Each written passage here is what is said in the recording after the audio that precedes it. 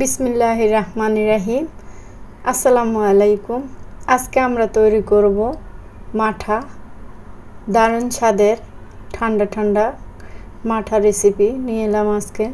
গরমে প্রশান্তি পেতে এক গ্লাসে যথেষ্ট। তো আমি এখন প্রথমে 3টি গ্লাস নিয়েছি, পরবর্তীতে আরেকটি গ্লাস অ্যাড করব। আমি এখানে ঘরে বানানো টক মিষ্টি দধিটা নিয়ে নিলাম। এখানে দিয়ে দিব আমি 3 টেবিল চামচ করে দধি।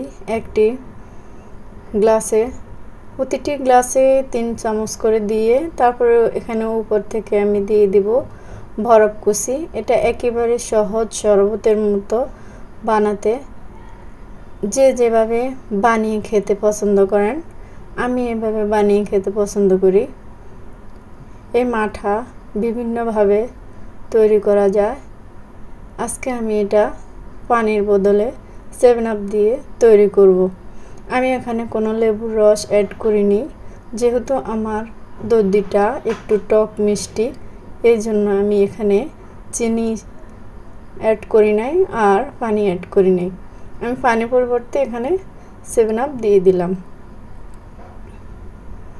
তো আমি এখানে সবগুলা গ্লাসে 7 আপ দিয়ে এখন আমি একে একে ভালোভাবে নেড়ে নিব। এটা দুধের মতো হবে, একেবারে ঘন না আবার পাতলাও না, এরকম টাইপের হবে। আর খেতে কিন্তু ভীষণ মজা। গরমে খাওয়ার পরে যখন আপনি একটা গ্লাস খেয়ে নেবেন, তখন আপনার পেটটা একেবারে ঠান্ডা হয়ে যাবে। তো আমি এটা প্রায় সময় বানিয়ে খাই। রমজানেও এটা বানিয়ে খেয়েছিলাম, তখন শেয়ার করে নিই। আজকে আবার নতুন করে বানিয়ে শেয়ার করলাম।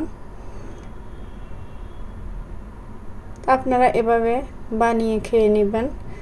লেবু দিয়েও খেতে পারবেন, টক দই দিয়েও খেতে পারবেন, যার যেভাবে ভালো লাগে। তো আজকের রেসিপিটি যদি আপনাদের ভালো লেগে থাকে, তাহলে লাইক, কমেন্ট এবং শেয়ার করে পাশে থাকবেন। সবার জন্য অনেক অনেক শুভকামনা রইল। এতক্ষণ পাশে থাকার জন্য সকলকে অসংখ্য ধন্যবাদ। আসসালামু আলাইকুম।